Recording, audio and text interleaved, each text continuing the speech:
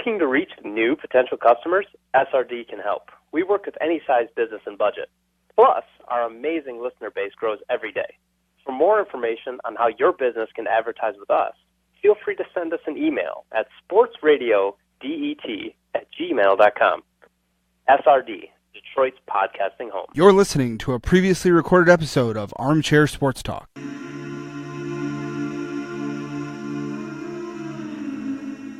They may not know everything about sports, but the view from their couch is pretty good.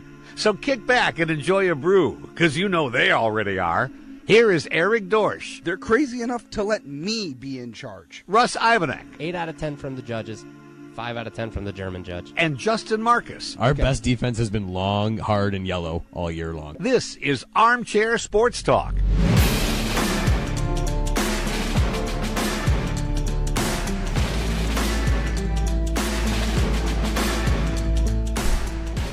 All right, welcome into Armchair Sports Talk. As always, I'm your host, Eric Dorsch, and I got to get right into it because he has. I love his little line in the opener of the show. But Jay, what are you going to do now that football's over? What's our best defense going to be now that it's not long, hard, and yellow?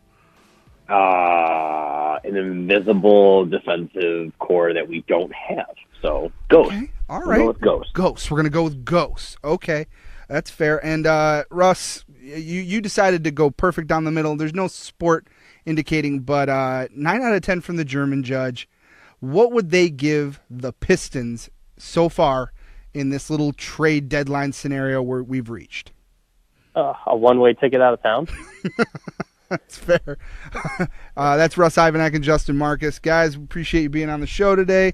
Got a lot to talk about. We're going to, now that football's over, we're going to start talking Pistons basketball, Red Wings hockey, and it just so happens there's some trades, a little bit of trade deadline coming for both. So we're definitely going to address that. This is a crazy time. Pistons trade two guys who I personally thought were not going anywhere for this team. I mean, I guess when you're the Pistons and you're playing the way you are, nobody's really safe. That's probably fair to say. No one's really safe. But yeah. I mean, when you're a sub 500 team, it just you got to do anything you can to succeed. So we trade Reggie Bullock to the Los Angeles Lakers for a guy whose name I'm not even going to attempt. Oh, no. Give it a shot. Nope, I'm not even going to attempt. Do it. Not a chance. Vyacheslav? Vyacheslav Skukabagabugahababa. Oh, Mikhailian. What? Oh, that's right. I was looking at the wrong side. Yeah. Mika Kelly. Okay, I got that. But yeah, he has I like the abbreviation, SFI. Let's just go with that. That's what I'm going to call him from now on, SFI. Yep. Guy was a second-round pick out of Kansas this year. Apparently he's a pretty decent shooter, so, okay, I see what you're doing. You're spacing the floor a little bit. That's good. And then the other one, we trade, why am I blanking on this guy's name? Stanley Johnson. Yep, I'm there. Stanley Johnson to the Milwaukee Bucks for a really, really tall dude. That's it. That's all I can do for you there. The problem is these people have names that are not like Bob and Joe and Steve. Bond Maker. Yeah. 7'1" guy, big guy. That's what we need. But the reason that I bring this up, one, because it's the Pistons, but two, when you look at these two trades, not real blockbuster moves, not really anything that would make you go, okay, I see where they're going here. Except for when you see them get a 7'1" guy. Do you start kind of wondering, maybe there's this guy who we already have who's that tall, who's supposed to be one of our best players, who might not be here after the trade deadline's over. Russ, would you be at all surprised after Gore has said he's already shot down multiple trades for Andre Drummond? Would you be surprised if the Pistons take a chance and try to get something big and trade away Andre Drummond before the trade deadline? So if a sane person's running this organization, no, I wouldn't be surprised at all. He doesn't fit next to Blake Griffin, and they've already committed Blake Griffin is their guy. He's the focal point of this offense. Absolutely. But given Gore's comments, I would be a little surprised that he would be either talking out of both sides of his mouth or was convinced otherwise that he couldn't hang on to Drummond anymore. It feels like the kind of bad management that keeps a team, right around an 8 seed in the East, which is, hey, we see it everywhere. But I do like the move for Thon Maker, though, as a potential Andre Drummond replacement in a rebuilding team, because this is a guy that can actually stretch the floor a little more. He has the skill set to, take a few steps away from the basket that Drummond doesn't necessarily. And hey, maybe there's some free throw attempts in there that don't look quite as awkward. Okay, yeah, I could see that. Justin, I mean, if you're, if you're Goraz, you're a guy who's clearly mismanaged this team over the last couple of years, because when you took it over, it was at least somewhat of an Eastern Conference contender. But if you're him, outside from obviously Blake, we can agree that Blake's pretty much, he's the franchise, he's locked in. Is there anybody else on this team who you can honestly say your spot on this roster is safe right now? Man, I think because what they paid Griffin, I don't think they can really move him. I don't know if there's a market out there for him. I think he's got 2 more years left of his deal, so he's probably safe. But I also am worried with the comments that he's made that he doesn't mind jumping into the luxury tax and paying it. We don't have any luxuries on our team, let alone affording a luxury tax. So I am worried because in his eyes, no one's probably safe, because if he's made comments that he'll pay a luxury tax, he'll probably move anyone he wants. So, if I had to pick, it had to be Griffin, just based upon his contract. He's probably not going anywhere anytime soon. He's the focal point of the team now. Yeah, absolutely. All right, so in doing this, we got to do a little breakdown here. The first trade, obviously, was last night. Reggie Bullock, the 6th-year guard, for Svi. That's what I'm calling him. I'm not trying at this name, guys. We've seen me blunder a lot. I still can't pronounce that dude. You guys want for the Red Wings now, Kobo Kababuga, whatever. Oh God, Capo Cabo or whatever his name is. Oh my goodness, dude, not the freaking Copacabana. Yeah, that's his new name, Copacabana. That's how you're gonna know who I'm talking about. What's the dude's name? Capo. Kako. Say that 3 times now, Eric. Capo Kako. Hey, we've made it. God bless you. I went to broadcasting school. I am capable of articulating. Anyway, Reggie every day, or was it just a visit? All right, I audited a class, asshole. All right, so Reggie Bullock for. It's not that funny, Jay. Yeah, it was. Reggie Bullock for Svi and a 2nd-round pick. Now, when you look at it, this is a question I want to ask. Both teams are not great. Lakers need all the help wherever they can get the help. So, Russ, asking you first, when you look at the numbers here, who won this trade? Reggie Bullock, 12 points, 2.5 assists, almost 3 rebounds over the last 44 games. But we trade away a guy who contributed in the points area. But on the other side, we get that 2nd-round pick. But you get a guy who honestly only averaged 3.3 points in 10 minutes for the Lakers this season. So you're not getting a lot of point usage. I mean, the guy only played 10 minutes, but at the same time, it means he only was averaging a 3-pointer in the 10 minutes. So you take away scoring where there's potential for scoring in the pick. If you're looking at this totally objectively, who wins this trade? Well, I think objectively it's the Lakers. But stop me if you've heard this. A LeBron team is trying to grab a veteran shooter at the trade deadline. Always. Doesn't sound familiar. No. Yeah, we might have been able to see this one coming, but the return's kind of underwhelming. I mean, V's supposed to be a nimble shooting guard that can shoot from 3, and he's shot well from 3 in every level that he's played at before the NBA, but he's shooting 32% this year, and that's not going to cut it. That's going to keep him as the middle of the rotation guy that he is. That plus a 2nd-round pick, which is almost useless. Because it's the Lakers, so it's going to be later in the 2nd round. That doesn't hold a lot of value. The difference between that guy and an unsigned guy really isn't all that much. So, yes, Reggie Bullock was on an expiring deal, but the NBA is a league where the cap space is weaponized constantly. So you had an expiring deal, and you gave him away for parts, maybe? Yeah. I think the Lakers won this one.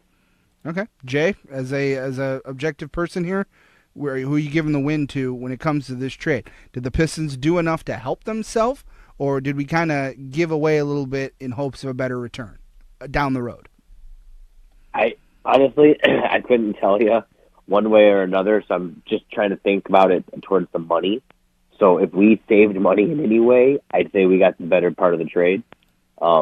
I just, it's so hard for me to invest that deeply into the Pistons right now with where they're at and the mismanagement. So I hope it came out, better for the Pistons financially. So from that perspective, that's all I got. Okay, that's fair. As for the other trade, I was never a big fan of Stanley Johnson. I kind of thought he was someone that never really fit, isn't going to be a superstar in the NBA.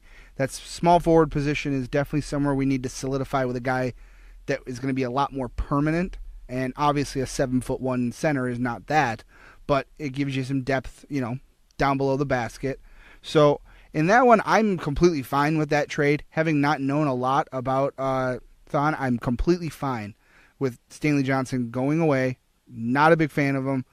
Very happy. The trade I find interesting because as I'm looking at the trades and all that, the trade right below the Bullock to the Lakers was, it says the 76ers and the LA Clippers made this trade. Yeah, I'm gonna call this the Pistons leftovers from the Blake Griffin trade to the 76ers. That's what I'm going to call it because Tobias Harris and Boban Marjanovic were both parts of the Blake Griffin trade. So I'm going to call it that. But in making that trade, Russ, safe to say that adding those two pieces makes the 76ers the main contender now for the Eastern Conference? Yeah, I think that's probably fair. Tobias Harris is he goes from underrated to, when people pay attention to him, suddenly overrated constantly. But the guy's a quality starter when he doesn't have to be the guy. And when you've got Embiid and Simmons on your team and Jimmy Butler, he doesn't have to be the guy. That's a stacked full lineup that they have there, and it's going to be tough for anyone to get there. What is Kyrie and the Boston youngsters going to get through them when? Geez, there's talk every day of Kyrie leaving Boston at the end of the year. I don't see who else I can objectively put above them, just if we're talking probabilities. Okay, that's fair. Now, honestly, you want to believe there's something, but the last question, and this is for both of you, because this is one I feel like when the little bit we have talked basketball, this has been someone we've brought up as a detriment. If you're the Pistons, can you consider this a successful trade deadline, Justin, if at the end of it, wow. I really have to stop asking questions when I can't remember the name of the person I want to talk about. Yeah. No. Think first, then talk. No, I have it. I had it. I almost said the name of the guy he reminds me of, and that would have been bad. Can you honestly say this is a successful trade deadline if Reggie Jackson is still on this basketball team when it's all said and done, Jay? Well, I mean, from what I've been understanding is that this is supposed to be, I'm forgetting what his name is. Who's the point guard that's supposed to take over? Henry Ellison? Is that it? No, I know who you're talking about. I can't remember his name, though. I know who you're talking about. Wow, what are we doing today? We're just losing names left and right. We're not anywhere with this. Okay, so it's supposed to be that guy. You keep going, and I'll find. Yeah, I mean, if we're not winning a championship this year, and we're definitely, if we make a run into the postseason, we'll just quickly turn around and go back home. So I think the short-term goals versus the long-term goals, long-term wins right now. So if any move that we make, and I know I'm just speaking conceptually, but if any move that we make helps us out for the long term, sign me up for it. Because if you break it down to, question 1, are we winning the championship? No? Great. 2. Question 2, go back to question 1. We're not going to win. So anything that sets up for the long term, I'm all about it. So if moving that other piece helps us out, do it. Press the button, pack the bag, and go. Okay. Are you thinking Luke Kennard? That's what I'm thinking. Thank you. Right. He is not a point guard. He's a shooting guard. But no, I am with you. I am with you though. They have said that's who they're putting their chips with in the way of guard play. They want to start building around Luke Kennard because he's an actual proven shooter, which is what you need. So Jay wasn't off there, but yes. The problem is it's very easy to get confused with that because Reggie Jackson shoots way too much for a point guard. So, I'm with you on that, Jay. No, I as soon as you said Ellison, I knew who you were talking about. I couldn't remember if we had another point guard other than another white point guard because we don't. I'm not going to call Jose Calderon a white guy. He's just not. He's a scary individual that doesn't need to be on this team anymore. Russ, same question. Can this be considered a successful trade deadline? Because in my opinion, it can't. Reggie Jackson is the one piece of this team that needs to go because it's the piece that is definitely not helping us in the way. We don't have team play when he's playing. We have a ball hog who occasionally will pass the ball when he has nothing else to do. I will call it a success if and only if one of Drummond or Jackson are gone. Okay. Because I don't know that you can pull off both, and I'd be happy with either because they both cause problems as far as the fit of the team for different reasons. Yes, Reggie Jackson doesn't fit the point guard mold, and no one really does, so we have this ball-dominant Blake Griffin really running the whole offense, and the team assist rates are at the bottom of the league for a reason. But Andre Drummond, on the other hand, is killing the floor spacing with Blake Griffin, and they take up a lot of the same spaces. We don't have a stretch five, which is where the NBA is right now. You need a guy that can play out by the perimeter. Yeah. So can it be a success without trading him? Sure, but it's contingent on making another blockbuster deal, and that's how we get to a championship. You gotta blow it up a little bit. I get you can't do it completely because you're not trading Blake, but it's going to be a bad enough team to get some good draft capital. Anyways, so dig it a little further, get some futures for either Reggie or Andre. Yeah. Okay.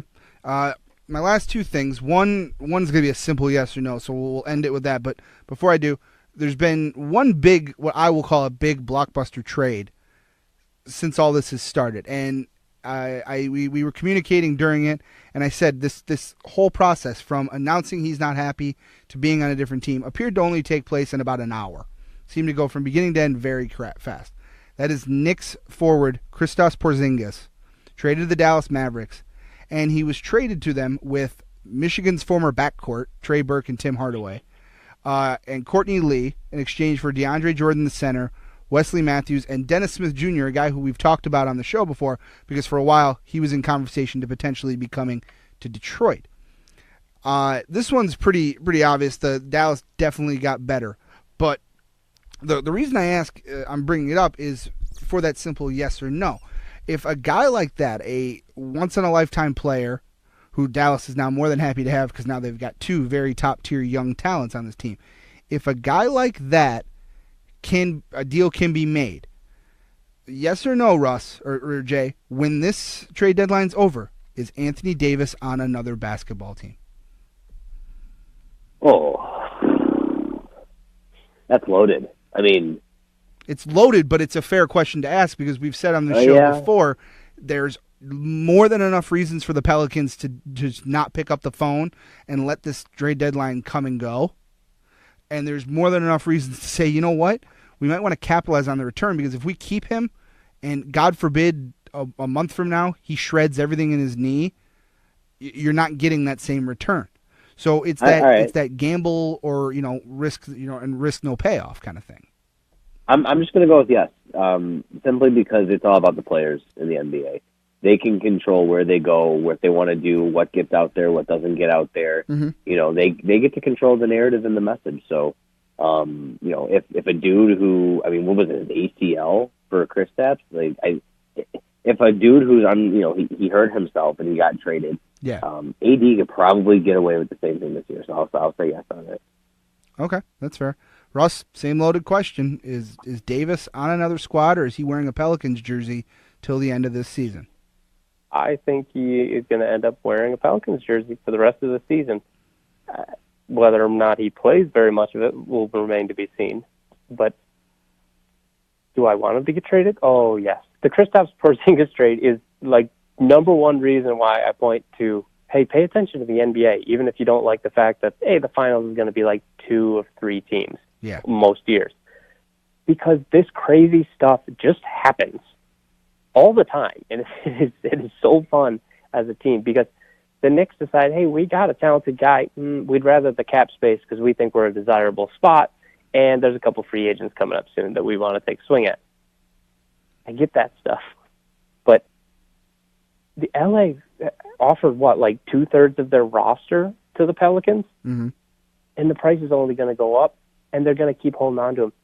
He has another year on his deal after this year. So he's technically signed to 2021, but he has a player option for that last deal. Yeah. So they are not losing him at the end of the offseason. They have all offseason to drive that price up and actually get a legitimate elite young piece to to do something with, right? Whereas like Lonzo and Kuzma, like they're pieces, and if you want to be like kind of relevant and like a 5 to 8 seed, then sure, make that trade, and that's where you'll be for a while. But if you want to try and win a championship, you got to try and get an elite return for what is a very elite player. I don't think that gets done now because I don't think there's enough teams that are willing to make that deal mid-season. Do I hope I'm wrong? Oh, God, I hope I'm proved wrong. I hope they do it tomorrow. That'd be so much fun. Yeah. But it feels like a draft. Somewhere between the end of the season and the draft, they really shake things up and change a franchise's future.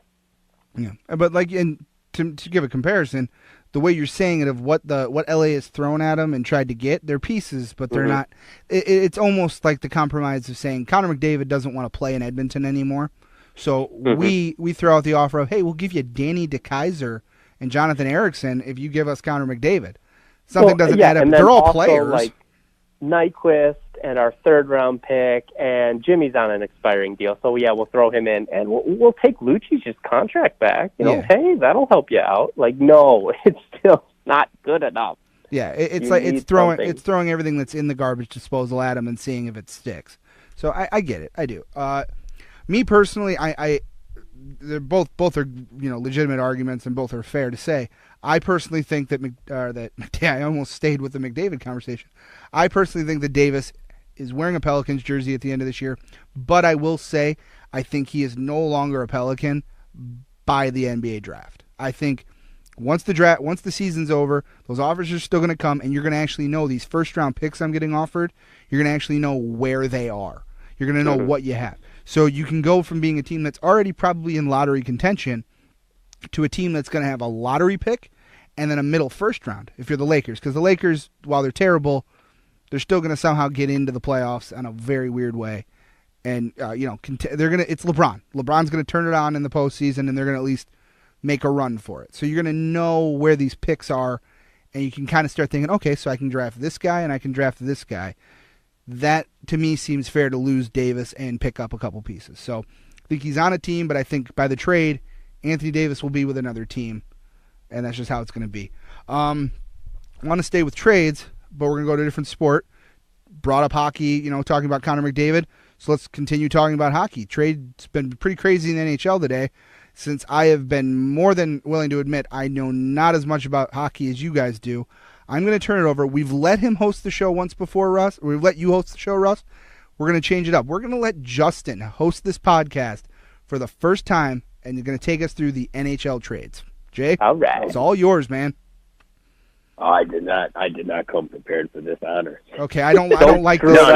I don't like where this is going. Stop it! I just can't let go. No, okay. No, get out of my way. You're good. Okay, so let's. I definitely want to start locally with the Wings. Just I think they're in an interesting place, and then I guess we can just spitball with different teams, different players that maybe all of us are looking forward to seeing what happens. I don't know about you guys, and I know you know this about me, but I shut my whole damn world down when it's trade deadline. I'm illegally tapping into the TSN feed, going across the borders to see what they're saying because they dive deeper into it, and I'm obsessed with the trade deadline for NHL. So we could definitely spitball about it. Staying local, Red Wings. I personally feel that they're in a very unique position this year. We're bottom in the league. We'll probably end up being bottom in the league. And Russ, correct me if I'm wrong, I think we have 6 UFAs that are pending for next year. Something in that ballpark. I'd have to look it up. Okay. So Give me a second. Yeah, for sure. I know for sure we got Cronwall, we got Gustafson, and we got Howard. And I don't know about you guys, but those are the first 3 players I want off our team immediately before March comes rolling around. You are exactly right. It is 6. All right, cool. Yeah, Russ, I don't know where are you at, because I want Howard gone. We're not winning a cup with Howard, and I know I go, okay, look at player. Are we going to win a cup with him? That can't always be the formula, but I also don't believe that Howard and re-upping him and giving him a long-term contract would be wise for the Wings going into next season. No, I don't think it's wise for a 34-year-old goalie who's having an up year, really. Because when players have an up year going into a contract year, they tend to be overpaid. And the last thing you want to do is overpay for a guy entering the twilight of his career. Has Jimmy been solid for the Wings? Yes. I was happy to see him in the All-Star game, and I wish him all the best. You know what would be the best for him? Get him on a contender. Get him on a team that he can take one last shot at the cup. I would love it. Some other guys, though, I don't think Cronwall's going anywhere. We'll touch back up on him. Nyquist is probably our biggest trade chip, though, and I'm very, very interested in where he could go. Some team looking for a little more offensive firepower. I can see that. There's always something like that. Hey, Vegas, you want to give us, a whole bunch of picks again? That was fun. Let's do that again. But jumping back to Cronwall, I guess where are you on him, and where are you with the rumors that there's an extension in the works for him? Okay, so first of all, you just ruined my evening by telling me there's an extension. I had no idea that that's out there. Just a rumor right now that Holland is already talking to Cronwall about the extension. See, so no, because I want him gone. I want him. I think he's got a no trade clause, which that gets passed out like candy in our organization. Yeah, and Holland negotiated it. Of course, he has a no trade. Yeah, come to Detroit, no trade clause, and then we'll talk about your salary. I want him gone. I want him to lift the NTC, and I want him to. You know what? He would be like the good feel story. I would love for him to end up with go to Calgary. I mean, they have a great top four over there on defensemen, but go to a team where you get to be that depth guy and go to a conference championship. And if he got that in his last year, with us, and maybe he re-ups somewhere else, fine. But not here. Like I hate the days of when I was watching Chelios and Maltby and Murphy, and they just rode the third and fourth line in their retirement. And we don't have time for that anymore. You got to be quick. So I want him gone. Eric, what do you think about Cronwall? We all know I like Cronwall from the aggressive standpoint, but I'm with you guys. I would love to see him get to a team that's has a chance. Him and Jimmy. They were great pieces for us at one point. They have served their purpose, and are it's time to move on. It's like we said, we're like with Chelios, where you're holding on to the remnants of those early successful teams a little too long. They're great players. I loved having them. Everybody loved watching Cronwall lay people out. Jimmy was a great goalie for us for a little while there. At one point, he was one of the top goalies. He was there for a cup. It's time to step away, get him on teams where they have one more chance. Maybe Jimmy has a chance as a backup goaltender. Cronwall, like you said, is a experienced veteran piece that's not going to play as much. Let him get one more chance to take a cup run at the cup. As for Nyquist, I have never been a huge fan of Nyquist. I said it when we first started the show because he was actually still on the team at the time. I said that I personally thought when you looked at the two, because they were our two young talents at the time, I saw more potential in Tatar than I did in Nyquist. So Nyquist has been a good player. I would be totally fine if we found out that he was no longer a member of the Red Wings, was moving on. The thing is, there's enough talent there that if you're going to get rid of him, you need to get the return that makes the most sense. I want to see a blue liner. You guys know better than I. I personally think he can at least draw maybe a second line blue liner in the trade. Is that fair to say, or is that a little bit of a reach? No, if you're going 1-for-1, you can probably do that. Well, if you're going 1-for-1, that's what I'm saying. If you're going 1-for-1, I want that return. I don't need you to tell me we traded Nyquist for some second or third line forward. That doesn't make sense to me. We've got enough young offensive talent, apparently. There's rumor that we have enough of it. I want to see us start going for the pieces. And I've said this all year. I want to start going for the pieces that we don't have. I want that first or second line blue liner. Obviously, I don't think he pulls a first liner. Maybe second line defenseman. I want something like that where we can afford to lose what he brings to the team because the return is more beneficial in other areas where we need that benefit. That's where I stand with those guys. The one team that comes to mind, Eric, that might fit that mold that you're building, is Minnesota. And what happened to them today? They lost the most reliable Finn to probably ever play hockey in Mikko Koivu. I mean, he's not the big flashy name. He's not selling jerseys or anything like that, but he's a huge piece for Minnesota. Yeah. And them getting a Gustav Nyquist, it's not going to fix it completely, but I would love to see that happen. Have him get shipped out to Mini and then pick up something on the blue line. Yeah, that's fair. But then, all right, so that's fair. Now give me the name, though. Like who from Minnesota on that blue line is going to be enough of a return? I mean, personally don't want anyone off his roster. What's that? I wouldn't want anyone off the roster. Exactly. I'm trying to get prospects or picks from them. I don't want a 1-for-1 for a similar aged player. No. Build for the future. And that's what I'm saying. And I'm not saying, Jay, what you said was right. Like that, there's a position there for him. That's probably a good market to go to. The problem is, I don't want to help some other team. I want this trade to be something where, at the end of the day, when I open up my Twitter, or I open up NHL.com and I read about it, I want to go, you know what? I like that trade. That's a trade that I feel like benefited us. I want to win that trade. And as Russ said, there's not really anybody on Minnesota that I would want. Now, off the top of my head, I can't really say, I want to go after this person or I want to go after this person, because, to be fair, almost everybody's name that comes to mind is someone we could never draw for Nyquist. It's tough to say a second liner, because when you're thinking about the defensemen you want, most of them are PK Subban and Erik Karlsson and Brett Burns, guys who we can't get here just trading Nyquist. Yeah, no, and I agree, and I think you guys have it right that, if you're the Red Wings, you're at the trade deadline, you want future assets, not current assets. Yeah. If it had to be a current asset, I mean, just glossing over this roster, Matt Dumba is a name that I'd love to see. He's young, he's 24 years old. I would love to put some more. What's up? Right shot too. Yeah, no, and he fits the mold. He's like Russ is saying too. I would love to see that, but the more I think about it, I think you guys are onto something. They're 1-for-1s at this point in time. That's not in our best interest, really. I don't know, but we'll see what they got. But Cronwall, Howard, Nyquist, I think they're all assets that we can easily part ways with.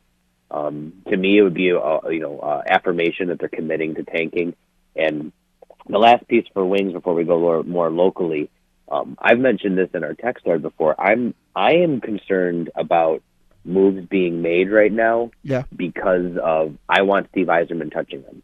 I don't want the guy who's leaving setting the match on fire and walking away. So, we're probably all going to agree to it, but I hope there's some backdoor meetings going on where Yzerman's touching some of this stuff. No, I'm with you on that. I actually let's listen. Holland, he's won games for us in the moves he's made. He did a lot of it very early on in the 90s and early 2000s. But I'm with you that if Stevie's coming, if Stevie has any connection to this team, I want to know that every single move made, whether it's sending a guy to Grand Rapids, trading a guy down there, I want to know that every single move Steve had something to say about it, because like you said, I don't want Holland going, well, I'm out of here. Hey, anybody want Zdena? Anybody want everybody we have on our team, and we'll just take whoever you want to give us. I want to know that there was strategy involved, and that Yzerman knew what was happening, because he's the future if he's coming. I don't want Holland screwing that future up any more than he already has. Very, very solid. Russ, you are the same elk as everyone else? Yeah, and I'll actually throw on some comments from Holland that might actually reassure you guys a little bit. He was talking about having only a year left on his contract and kind of addressing some of the rumors that are swirling out there, and he basically said, I've got to make sure that I do what's right. I don't know what the future is going to bring. I don't want to overstay. You never want to overstay. That sounds a lot like someone that isn't going to burn the house down on his way out, but definitely knows he's on his way out. Never wanting to overstay. I don't think anyone in that interview brought up, hey, are people effing sick of you being around here? No, he brought it up on his own because he knows we're coming to the end of the road. So I'm looking for him to start piling up future assets, especially draft picks, and hand off the keys to, God, I hope, Stevie. But I don't think I feel like you have to. If you're Holland, though, you've lived in the city long enough. You know when approval is high. You know when approval is low. If you're Holland, even if you're just the most unaware person on the planet, you have to know that you've kind of I don't want to say worn out your welcome, but that's the best way I can say it. You've kind of worn out your welcome here. That untouchable scenario you had in the late 90s, early 2000s, probably all the way up till about 2010, you don't have that anymore. You've done enough wrong over the last 10 years that we don't see a comeback. It's almost reached that point where you've done enough to break this marriage up. There's probably no salvaging it. We might as well just go our separate ways, live our best life in a different direction, and that's where it is with Holland. If he has to know that he's done enough to have totally not tarnished his reputation here. He'll always be the guy who built, a very, very successful, or rebuilt a successful NHL franchise. But you've done enough over the last 10 years to take us from top of the mountain. Everybody loved Detroit. Every year we were, you couldn't take our name out of the contention to now, we're lottery pick city. So I just think he has to know his time's up. Fingers crossed he spent enough time in Detroit that he's got enough love for us not to burn the place down before he goes. Yep. Well, you never want to overstay. I try to overstay at your guys' houses all the time, and then you kick me the hell out. Yeah. Get the message. What It message? happens. Did you send me something? No. I mean, occasionally, yeah. I send you the text that, like, hey, didn't you leave the oven on at home? Maybe that's what Stevie's sending Ken Holland when they're talking about these picks that they're going to make, or these trades they're going to make, rather. Hey, I heard your... What's that? So speaking of Ken, let's do one more quick thing. Okay. I'm going to list off a couple players that have been the targeted pieces around the NHL that are probably going to find new homes. If you're Ken Holland and you're not overstaying your welcome and you want to do the right thing, any of these guys jump up at you as pieces to grab now for the future. All right. So the table's set. Bobrovsky from the Blues, Zuccarello from the Rangers. Edmonton's got a weird goalie situation with Talbot and Mikko Kapanen, I think it is. I forgot the Koskinen, something like that. Thank you. Yes, him. So they got some issues over there. Wayne Simmons from Philly, Jeff Carter and Hagelin from L.A., and then Silverberg from the Ducks, and then over in Ottawa, you got Duchesne and his disdain for management over there. So, Russ, let's start with you. Any of those names jumping up as a piece for the future? Absolutely not. You want to start talking about a little further down, like maybe Andre Burakovsky that you can buy low on? Hey, maybe get him as part of a package or something with a couple picks. Probably end up being mid-round at best. But I will say I would be interested on jumping in on the Bobrovsky trade, because Columbus is right in the thick of things and making the playoffs. They want to get something for Bobrovsky. I'm not saying the Wings go and get him. I'm saying the Wings tag on as a third team to give Jimmy to Columbus so that they're not left out in the dark and can still contend for a playoff spot. That's something that I'd like to see them. If we're talking about the top trade available, I'd like to see them get involved that way. That's actually not that bad. If you look at everything else, so it's the middle line players. You got Wayne, who moves the needle big time. Duchesne, I don't know if I want to go for the retread with him. I'm kind of the same elk with you with Bob. Give us that future goalie, because I don't think we've got one in their system. But Eric, where do you land on it? I'm right with Russ. I like the idea for Bobrovsky. I would be fine with that. I do think it's going to have to be a 3-team trade, because I don't know that we have enough just one-on-one to pull Bobrovsky off that team and still have any form of, ability to say we're going to contend for anything next year. It's going to take a lot to get him. Just looking at it real quick, Russ, by the way, Wayne Simmons told me to smack you in the face for everything he's done for you over the last few years. I straight up love Wayne Simmons as a player. He's going to smack you in the face. I would not waste his time on this Detroit team. Oh, I don't want him either. Wayne Simmons, when you mentioned that name, Jay, my first thought was, well, Russ has to say something about him. So, of course. I would love to see him go to like Nashville or somewhere that needs help on the power play. That'd be a great fit for absolutely. him. I tried to catch all the names. I don't want anything to do with Talbot. I'm fine. Thank you for offering. That's lovely. Yeah. Once you've been to Edmonton, I'm good. I'm fine. That's okay. You're tainted now, so go away. The only other guy that of the names you mentioned, Jay, it stuck out to me, and I'm looking at his stats just because Russ didn't seem too keen to want him, and I don't know where you stand with wanting him, Jay. I actually wouldn't be too upset with Matt Duchene. I wouldn't. 21 goals, 27 assists, almost 50 points on a very, very bad hockey team. He's still, to me, an offensive talent, and I actually would be just fine with seeing us go after him. Now, the thing is, you want to, and this is, I'm assuming here, so everybody calm. You want to assume Ottawa knows that they have at least some, weight to pull when they have this guy, that they can ask for quite a bit. So what worries me is what we would have to give up in return to get Duchene. But then I remembered it's Ottawa, so we could probably give them anyone, and they'd be stupid enough to say okay. So it's like when you have that little sibling, and you say, "I'll give you like a nickel for a dime," because they think the nickel's more because it's bigger. You want to assume they're dumb enough to fall for that, but I don't know. But of those guys, Duchene would be the one I wouldn't be too upset if I found out we were going after. But 100%, I would love to hear that Bobrovsky is a possibility for the Red Wings to acquire. That's where I would be with that. Well, okay. Just to clarify. And I don't know how you mentioned the name. I don't know how Zuccarello, it all sounds appealing to anyone. That's just me. But, what do we know? I'm a crazy person. So, Russ, what were you saying, just to clarify? Yeah, just to clarify, I wasn't saying Bobrovsky to the Wings. I was saying the Wings would tack on as a third team to send Jimmy to Columbus, and then they would pick up the scraps of everyone else. No, I want Bobrovsky. I don't care about anything else. No, thank you. The Duchene point is very valid. I'm just a little worried because he left right before, McKinnon basically and Landeskog took over that team. Yeah.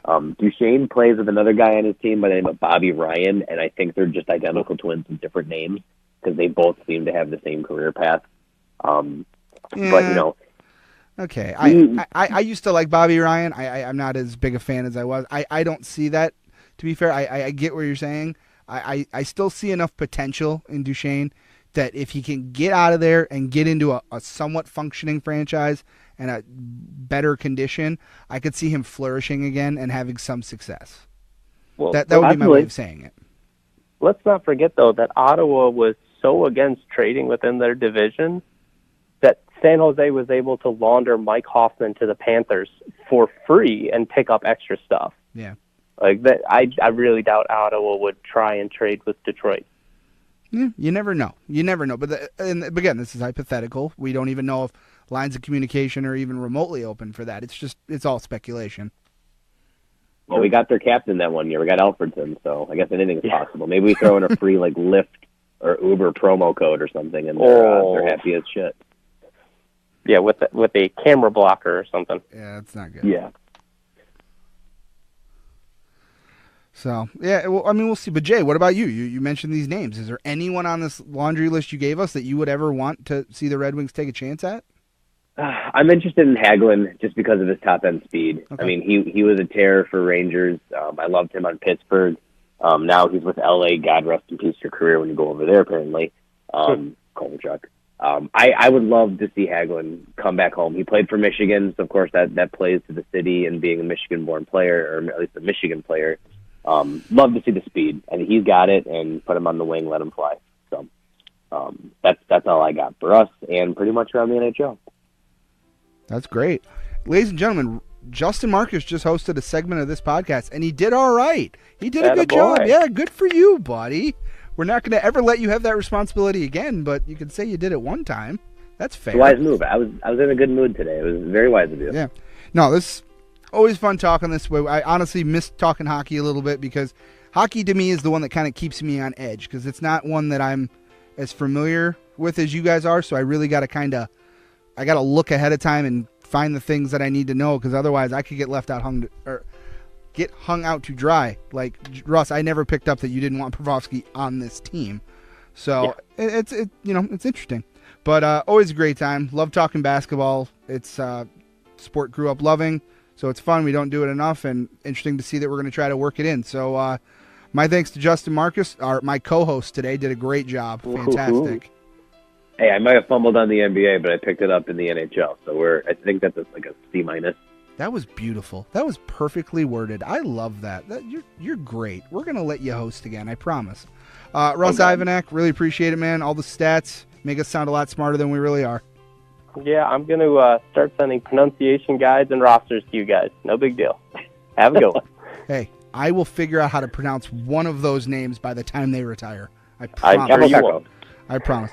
And as always, I'm your host, Eric Dorsch. One small step for us, one giant leap back in Detroit sports broadcasting. What you just said is one of the most insanely idiotic things I have ever heard. At no point in your rambling, incoherent response were you even close to anything that could be considered a rational thought. Everyone in this room is now dumber for having listened to it. May God have mercy on your soul.